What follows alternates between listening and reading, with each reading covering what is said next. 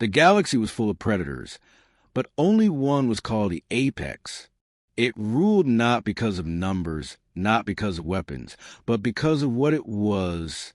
Stronger than steel, faster than light could show to the eye, sharper than any claw known to science. When the apex appeared, whole colonies fell silent. When the apex hunted, no one escaped. Every starfaring race feared it, and for good reason. The apex was not only one beast. It was a species. But among them, one young cub was born. This cub was small, but even in its first days, its eyes burned like two blades. It carried in its little body the same fury, the same hunger, the same wild power as the adult predators. And when the galaxy discovered the cub, everything changed. Nations and empires sent their best to capture it. To own such a creature, even as a youngling, would mean power beyond measure. To train it, to bend it, to break it, this was the dream of kings and admirals. The cub was not yet full grown, but its value was greater than fleets of warships. Whoever held the cub could change the balance of power. But the cub would not bend. The first to try were the armored soldiers of the Vrax Dominion, a people who lived only for war. They brought cages of energy, whips of plasma, and chains stronger than mountains. The cub broke free within minutes. It tore through the soldiers and left the cage in pieces, glowing red with heat. The Dominion lost hundreds before they fled. They never returned. Then came the Kalari Union, masters of science and logic. They tried to outsmart the cub. They designed traps, puzzles, even illusions meant to trick the young predator into obedience. But the cub did not play their games. It destroyed their machines and killed their scientists without hesitation.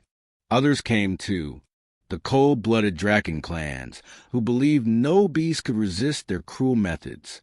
The silent Wararkai, who spoke only in thoughts and tried to crush the cub's mind. The proud Solari, shining with pride and weapons of light. One by one they came. One by one they failed. The cub resisted them all. Stories spread across the stars. The young predator could not be tamed. It could not be ruled. Even in its small form, it carried the same spirit as its elders.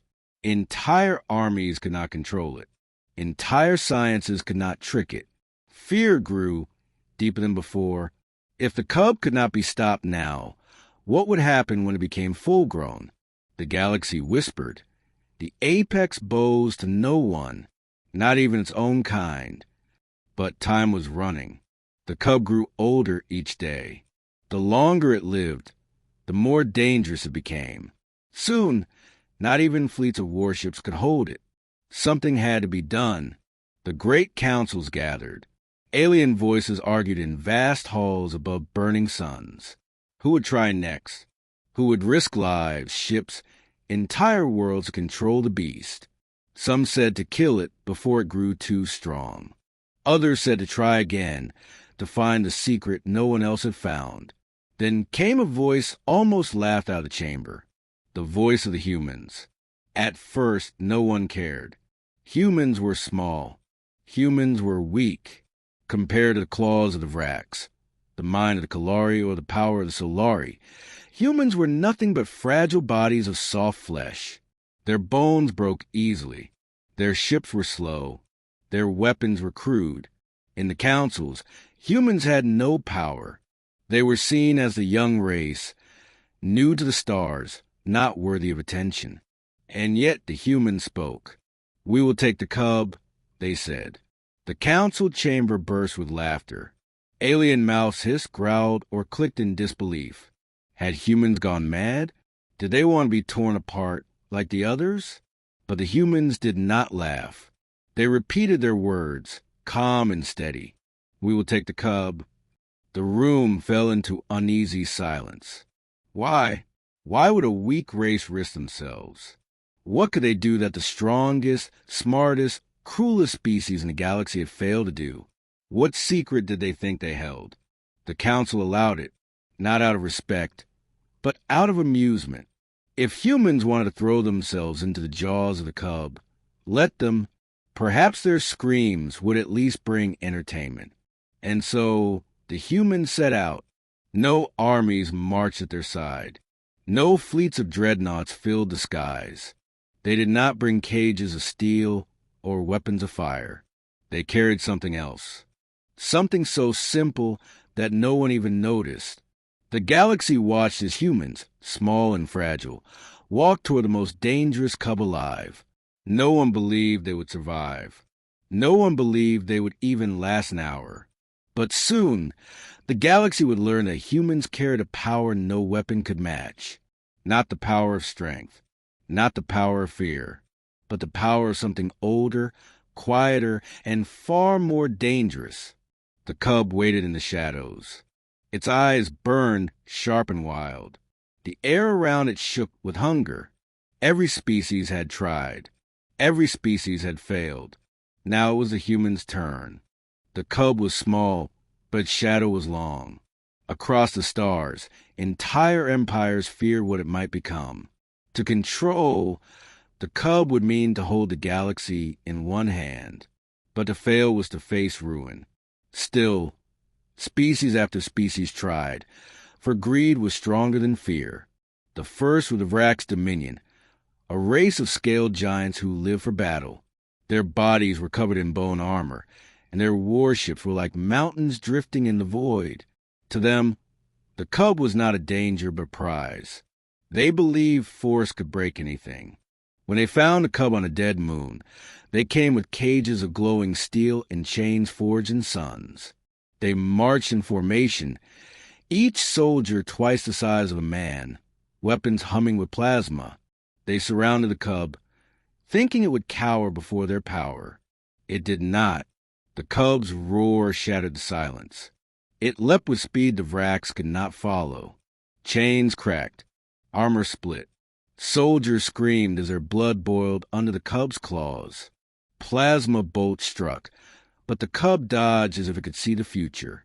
Within minutes, the moon was silent again.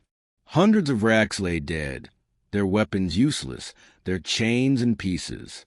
The Dominion fled, leaving behind broken pride. Never again did they speak of the cub. Next came the Kalari Union, masters of science and logic. They were not warriors, but thinkers. Their bodies were thin, their faces covered with crystal masks that reflected starlight.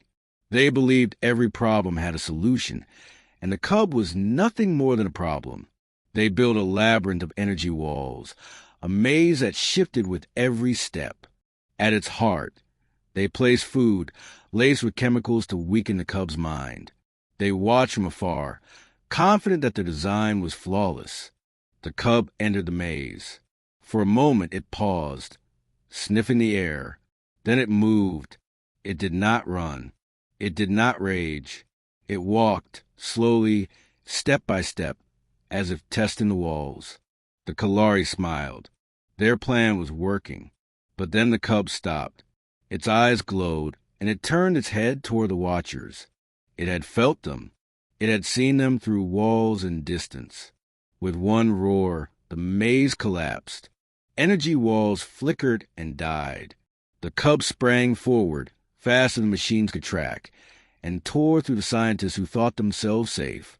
When the survivors fled, their data in ruins, one word was written into their archives: uncontrollable. The Draken clans were next. They were hunters from cold worlds, with hides like stone and hearts like ice.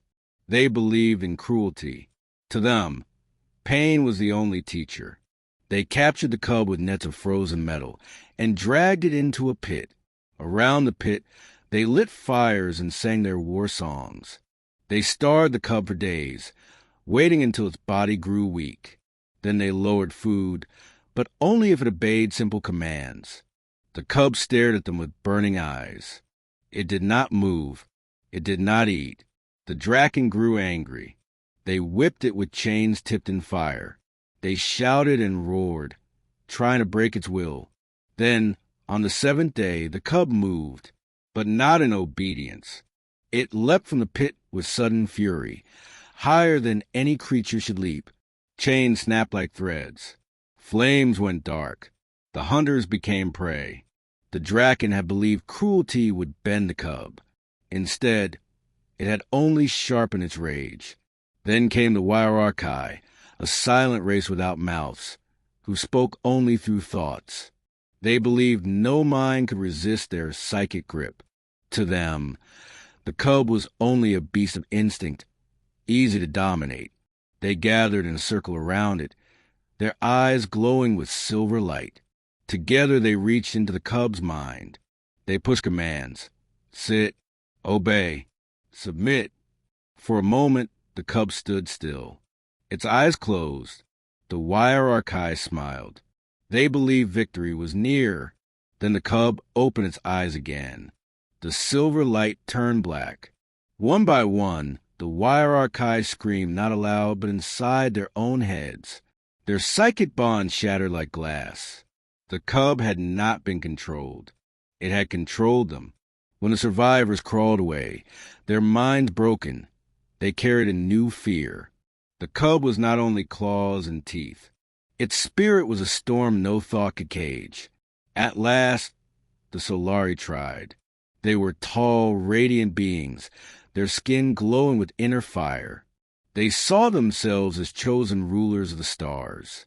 To them, the cub was a symbol. If they could tame it, their rule would be eternal. They brought weapons of light and towers that shone like suns. They wrapped the cub in beams that burned hotter than stars. They forced it to its knees. For a moment, it seemed the Solari had succeeded, but the cub rose again. Its body smoked as for a burn, but its eyes were clear. It walked through the beams of light, step by step, unbroken. The towers dimmed. The Solari fled, their pride shattered. After these failures, the galaxy grew quiet. No one dared to try again. The cub was more than flesh and bone. It was more than a beast. It was will itself, a will that no chain, no trap, no mind, no light could break. Whispers spread, the cub is untouchable. Some said it was not just a child of the apex, but something greater, something destined to rule even its own kind. Others believed it was cursed, born from the void to destroy. Whatever the truth, one fact was clear.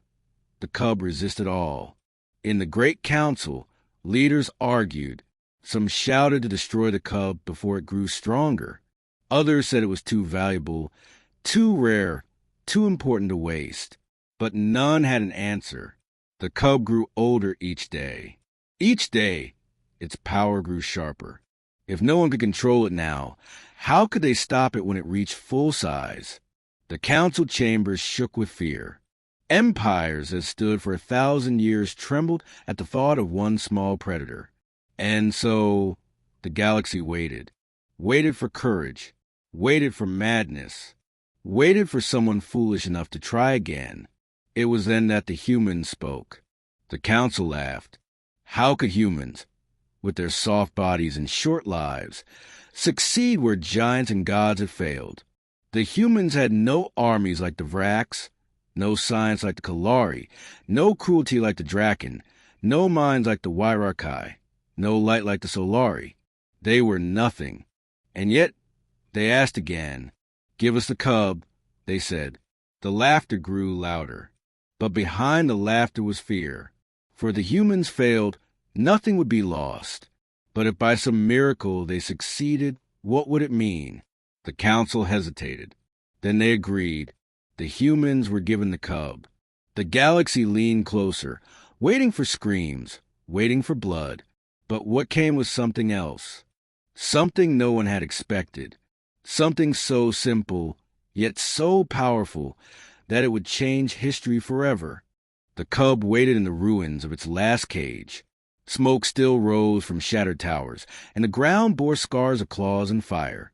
Around it, no sound remained, only silence, broken now and then by the cub's low growl. Its eyes glowed, sharp and full of hate. Every race that had tried to claim it had failed. None had left without blood on the ground. The galaxy watched, fearful and restless. From hidden satellites, from orbiting ships, From distant councils, billions of eyes turned toward the monster child of the apex. They asked one question again and again: who would dare go next?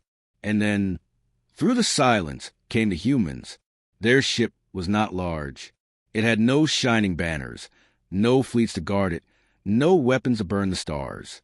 Compared to the warships of the Vrax or the glowing towers of Solari, it looked like nothing. A speck of metal against the endless night. From its belly, a single shuttle descended. Its engines whispered instead of roared. No armies marched out. No chains, no cages, no towers of light. Only a handful of humans stepped onto the ground. They were small.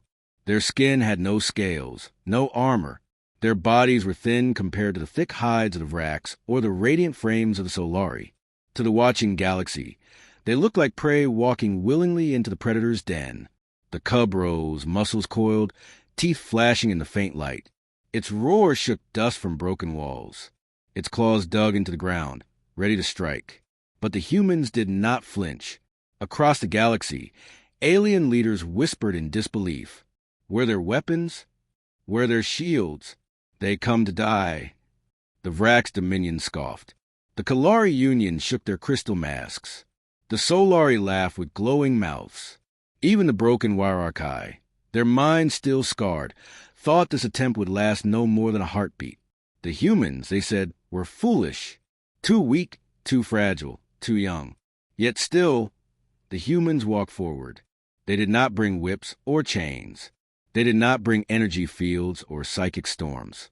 Instead, each human carried only simple things: packs of supplies, containers of food, and small tools made of metal and wood.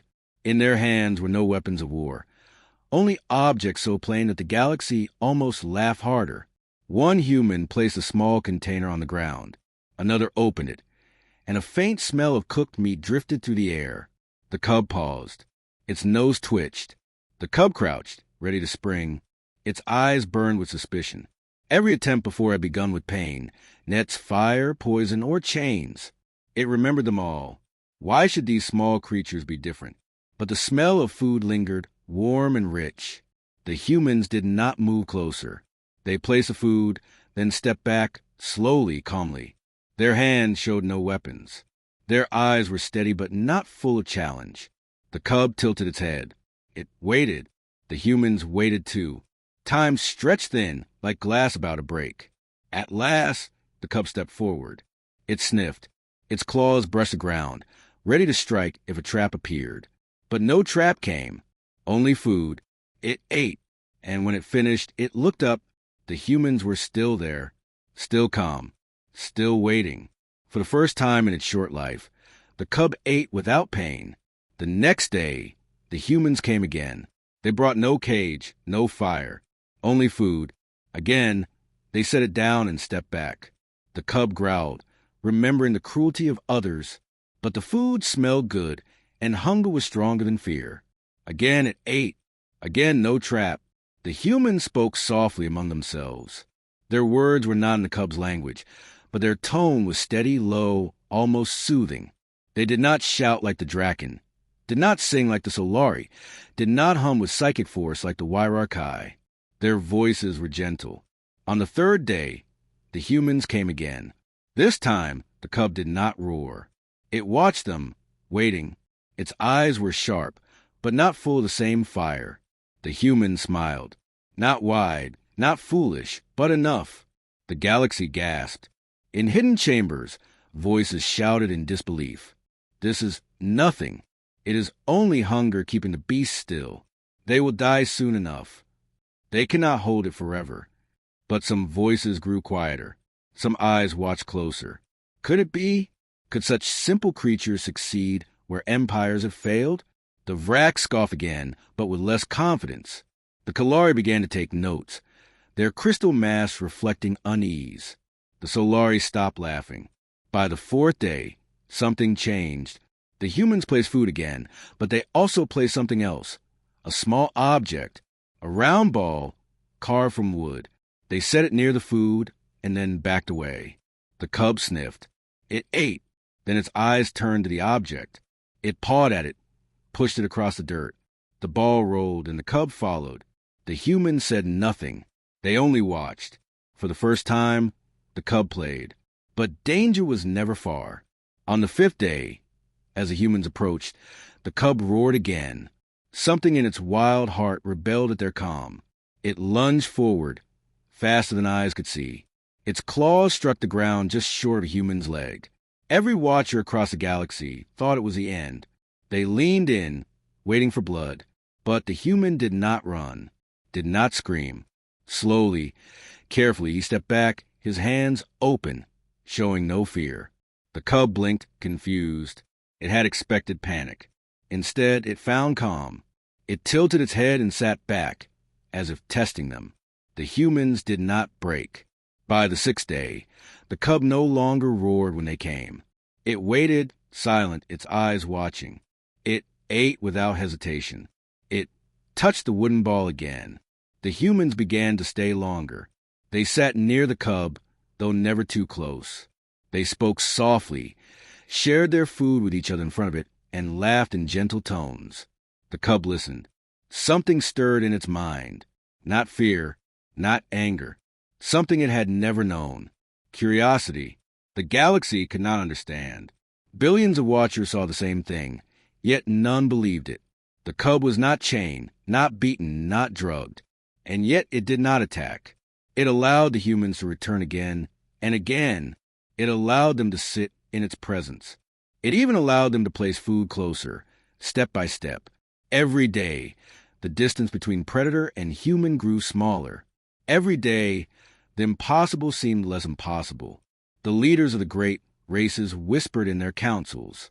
How? Why? What secret do these humans hold? No answer came. But far away, on the broken ground where the cub waited, the humans did not ask those questions. They only returned again and again with patience, with calm, with simple tools and simple food. They did not force. They did not command. They did not control. They simply waited. And in the waiting, something began to change. The cub no longer saw enemies. It no longer saw chains. It saw something else. Something it had never known. It saw choice. And for the first time, the cub did not feel alone. The galaxy held its breath. The humans had not yet won. The cub was still wild, still dangerous, still untamed. But the first wall had cracked. And in that crack was a light no empire had ever found. The story of the cub was no longer only about fear. It was about something new, something simple, something human. The cub had seen many faces. Faces twisted in anger, faces covered in masks of crystal, faces glowing with fire, faces cold with cruelty. Every one of them had come with chains, cages, or pain. None had come with peace. None until now. The humans were different. They did not roar or threaten. They did not sing of power or whisper commands into its mind. They sat, small and fragile, across the dirt and waited.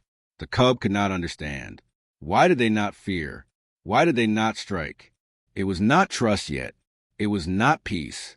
It was something new, something dangerous in another way. On the fifth night, the stars burned cold above the ruined moon. The cub crouched in shadows, its golden eyes fixed on the humans. They had lit no great fires like the Draken. They had not built tall towers like the Solari. Instead, they made a small circle of light, a fire no larger than a hand. They sat around it, eating food that smelled soft and rich. The cub's nose twitched. The smell carried across the ruins, warm against the chill air. The cub crept closer, silent as smoke. The humans did not move. They spoke in low voices, slow and calm. Their laughter was soft, not sharp. The cub stopped, confused. Laughter had always meant cruelty, but this laughter was different. It was not aimed at it. It was simply life. The cub growled, low and dangerous. The humans turned their heads. One of them reached into a pack and pulled out a piece of food. Slowly, carefully, he placed it on the ground and slid it forward. Then he leaned back, showing open hands. The cub hissed, suspicious. It waited for the trap, the sting, the burning pain. Nothing came. Only silence, only waiting. At last, hunger won. The cub lunged forward, teeth snapping. It tore the food from the ground and leapt back. Still nothing. The humans only nodded and returned to their meal. The cub froze. It had expected a fight, a cage, a strike of fire. But nothing came. For the first time, it ate without fear. The next day, the humans returned. This time they came with something new.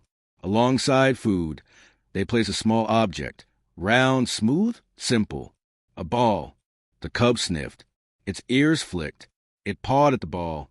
The object rolled across the dirt. The cub chased it, claws tapping against stone. The humans did not laugh at it. They only watched, their eyes calm, their hands still. When the cub grew bored, it looked back at them. They were still there, still waiting. The cub tilted its head. It did not understand. On the seventh day, the humans sat closer. They placed food between themselves and the cub. Not far, not near. The cub stared at it. To take the food meant moving closer. To move closer meant danger. Every instinct screamed to stay back. But hunger was strong. Step by step, it moved. Its claws dug into the ground. Its teeth bared, ready to strike. The humans did not move. They kept their hands where it could see. The cub grabbed the food, snarling, and jumped back. Still, the humans did nothing.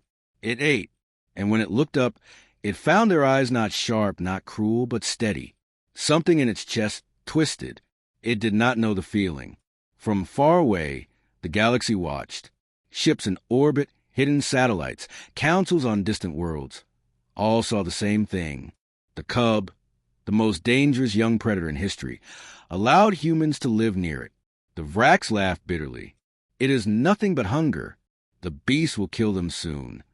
The Kalari shook their heads. No logic explains this. The Solari frowned, their light dim. The Draken spat in disgust.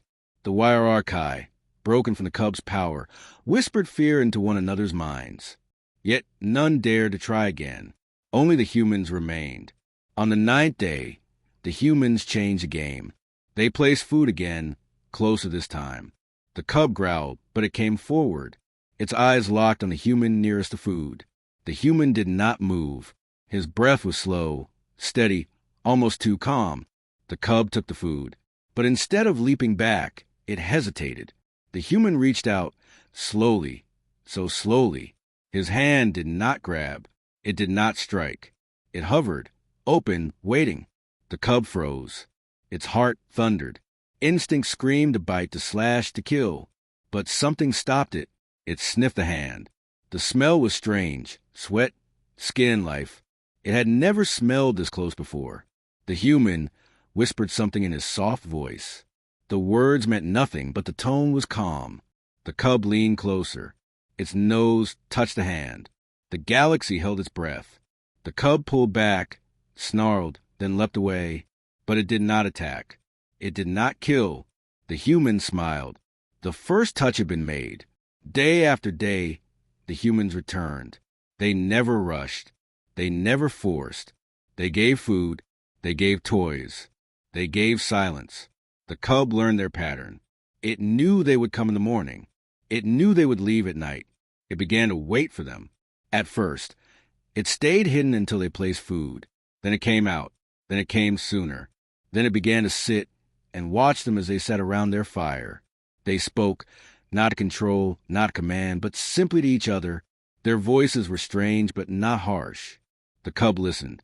It began to understand tone. Happy, calm, sad, worried. Not words, but feelings. It had never known such things. One evening, as the humans sat, a storm broke over the moon. Lightning crashed across the sky. Thunder shook the ruins. The cub panicked. Storms had always meant danger. It roared, claws lashing the ground. It turned on the humans, rage and fear mixing in its heart. The humans did not run. They stayed calm, their fire steady. One raised his hand again, palm open, not to strike, not to grab. The cub roared louder. The sound shook the air. But the human did not move. Something in the cub cracked. Its rage drained like water from a broken jar. It slumped to the ground, panting. The human lowered his hand, but stayed near. The cub lay there, chest heaving, eyes burning, and yet It did not attack. The next morning, the humans did not place food right away. They sat waiting. The cub came, growling, hungry. It circled them, confused. At last, one human pulled out food, but he held it in his hand. He did not set it on the ground. He only held it out. The cub froze. To take it meant more than hunger. It meant choice. It stared at the food, then at the human's calm eyes. Slowly, carefully, it stepped closer. Its nose brushed the hand. Then its teeth closed around the food. It ate. The human did not flinch. The cub sat back, staring at them. Something deep inside it shifted. For the first time, the cub chose not to be alone. The galaxy reeled. Councils screamed. Empires shook. What they saw broke every truth they had believed. The cub had resisted whips, chains, fire, and mind control, but it had not resisted this. Patience, calm, kindness. The humans had touched what no other race had found. Not the body, not the power, but the will. And in that moment, the cub allowed them close. Not as masters, not as rulers, but as something new. The first bond had been made. And nothing in the galaxy would ever be the same. The cub had never known trust, but as the days passed with the humans, something inside it began to change. Something strange and confusing, like a fire that did not burn but warmed. For each morning they returned with steady steps, and each night they left without chains or threats. And in that rhythm the cub began to expect them, to wait for them, to even want them. And it was not hunger alone, no. It was something deeper, for the cub found itself curious about these fragile beings who laughed quietly in the cold and shared food not with cruelty but with one another, and sometimes with it. And though it still snarled when they came too close, its growls grew shorter, less sharp, until one evening when a human set the wooden ball near its paw, and instead of biting, he only watched as the cub pushed it back, not knowing why, not knowing how. Only that the man smiled when he caught the ball again, and for the first time in its life the cub felt no fear in the eyes of another, only patience, only calm. And soon the cub found itself copying them. For when the humans drank water, it lowered its head to drink too, and when they tilted their heads and made sounds, the cub tilted its own head, confused but eager, and when they laughed, it almost growled in response, but not with rage, rather with sound that was strange and rough, almost like laughter, and the galaxy watching could not believe it, because this monster child of the apex, this beast that had broken chains, burned, through fire, shattered minds, and killed hundreds, was now sitting calmly near a circle of humans, its golden eyes softer, its breathing even, and when storms came again the cub did not lash out. It pressed itself low to the ground and looked toward the humans for safety, and that was a turning point. For it no longer saw them as enemies, but as something else, not masters, not prey, but companions. And day by day it drew nearer, until at last one morning, without food or coaxing, it walked into their camp and sat beside them, close enough that their warmth touched its fur. And the humans did not move, did not cage it, did not even speak loudly. They simply let it sit. And when one stretched a hand to the fire, the cub leaned closer, sniffing the strange smoke, and in that moment the galaxy understood something it had never seen before, that the cub had chosen, not been forced, not broken, but chosen, and choice was stronger than any chain, for now it guarded them with sharp eyes, watching shadows for danger, and when other predators circled in the night, it snarled not at the humans but at the threat, sending the creatures fleeing, and by dawn it lay curled near their fire, sleeping for the first time without fear. And the humans smiled because they knew what no other race had believed, that respect could tame what fear never could. And the cub, though still wild and full of fury, had given them the first spark of loyalty, a bond that none had expected, not even the humans themselves. And from that day the cub no longer resisted their presence. Instead it studied them, copying their movements, learning their sounds, and sometimes even pushing the wooden ball back toward them as if asking play. And the galaxy trembled.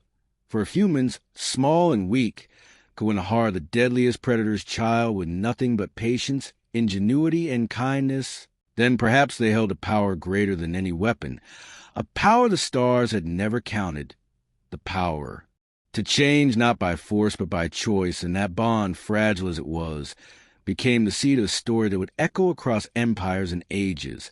The day the Predator's cub stopped resisting and instead chose humans, and in that choice the balance of the galaxy began to shift forever.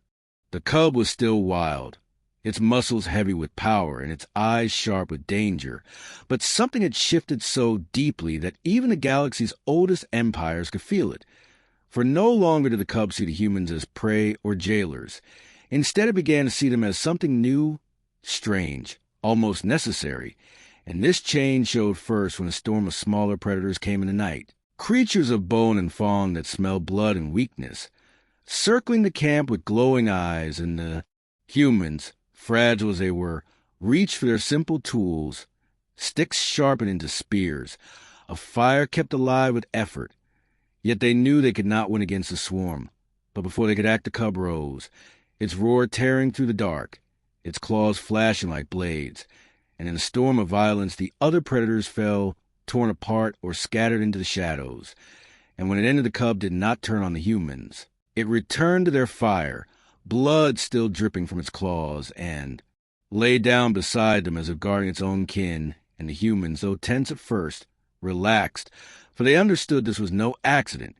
This was choice. The cub had chosen to protect them. And in that moment, the galaxy, watching through hidden eyes, felt a silence colder than space, because every race that had tried to control the cub had met only rage. Yet these fragile humans had won its loyalty not with chains but with care, and the meaning of that was terrifying, for at the most dangerous, Predator could choose them. What else might follow? Still, the bond deepened day by day, for the cub began to copy more of their actions, leaning in when they laughed, tilting its head when they spoke, even following them when they moved.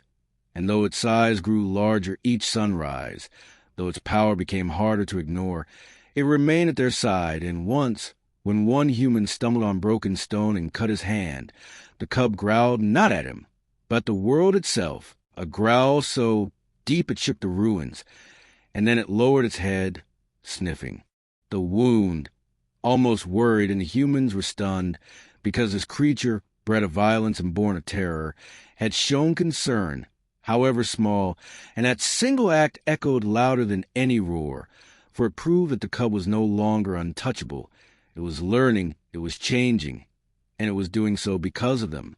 The galaxy split in its response. For some races whispered that humans were dangerous, that they carried a secret power that could bend even the strongest, while others denied it, calling it luck, chance, or temporary illusion. Yet none dared interfere, for fear of the cub, now nearly grown, would turn its wrath on him if threatened again. And in their silence the humans kept working, bringing puzzles of wood and stone for the cub to play with, tying ropes to make games, teaching it patterns with food rewards. And the cub responded, its mind sharp, its patience growing, its fury less wild. And one evening, under starlight, one human reached out and rested a hand on its thick fur, not for food, not for trickery, but simply as thanks. And the cub did not pull away, it stayed calm, its golden eyes soft, and the galaxy gasped as that image spread through secret channels. The Predator's child, feared by all, resting under a human hand like a companion. From then on, the cub's loyalty was clear, for when Solari scouts, proud and arrogant, came near the ruins to mock the humans, the cub roared so fiercely that their ships turned and fled without a fight, and the humans laughed softly around their fire, not at the Solari, but at the strange truth that they, the weakest species in the stars, now sat with the deadliest protector at their side. This was the turning point, the moment when the galaxy understood that the humans had not tamed the cub with force, but had earned something greater than obedience. They had earned trust, and trust was stronger than fear, stronger than cages, stronger than fire, stronger than any weapon the empires had ever built. And in that trust was the seed of a future none could predict. For if humans could win the heart of an apex cub, what else might they one day claim? The stars themselves seemed to lean closer, waiting for the answer. The galaxy had always measured power in numbers, weapons, and fear, yet the story of the cub and the human spread like fire through silent channels, whispered in council halls and carried in hidden reports, because it was not strength that had bent the young apex, nor technology, nor cruelty, but something far stranger, something so small and simple that most races had ignored it, and that something was ingenuity, for the humans had no great fleets to back them, no weapons to force the cub down. They had only their ability to think differently, to adapt, to see not only what the cub was, but what it might be. And in that vision, they had found a path no one else dared to try. And so the lesson became clear. The cub did not yield to chains because chains meant prison. It did not obey pain because pain meant enemies. But it grew curious when the humans made toys. It grew calmer when they built small fires and spoke softly. It grew protective when they treated it not as a beast, but as a partner. And all of this came not from power, but from a human gift to solve problems with simple, clever steps, one after another, until trust itself was built. Many alien minds struggle with this truth. For them, life was a contest of dominance, the strong ruling the weak, but humans had shown a different path, one older than war, one made of patience and choice, and it terrified the empires, because they began to ask themselves, if humans could win the loyalty of an apex cub, what else could they do? What else might follow them? What else might choose them over their own masters? And so fear grew, not of the cub itself, but the humans who had done the impossible, for their victory was not loud or violent.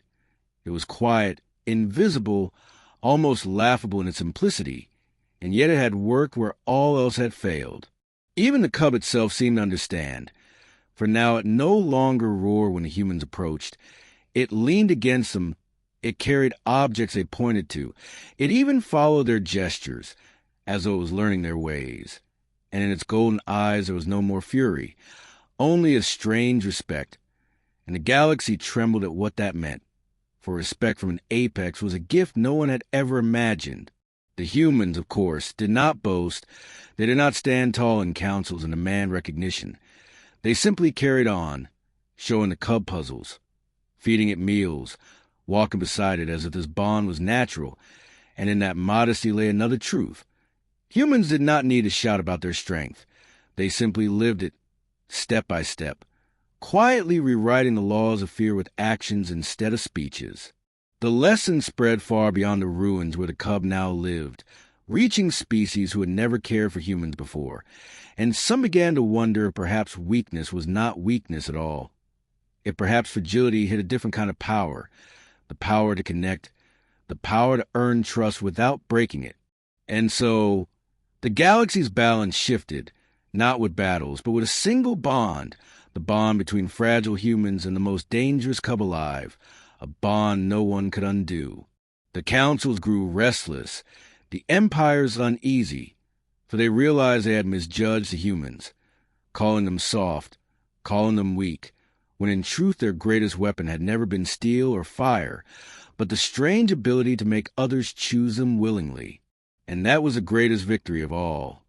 For in the end, the apex cub, once feared as untamable, walked beside the humans not because it was forced, not because it was tricked, but because it wanted to, and that choice was the one thing no other race had ever earned, the one thing no fleet or empire could ever steal. And as the cub's golden eyes watched the horizon with its new companions, the galaxy at last understood the quiet danger of humanity. Not their strength, not their ships, not their weapons, but their ingenuity, their ability to see what others could not, and to win loyalty where no loyalty should exist, and that truth would echo across the stars long after the cub was grown, a reminder carved into memory that in a galaxy ruled by predators, it was humans who taught the deadliest one how to trust.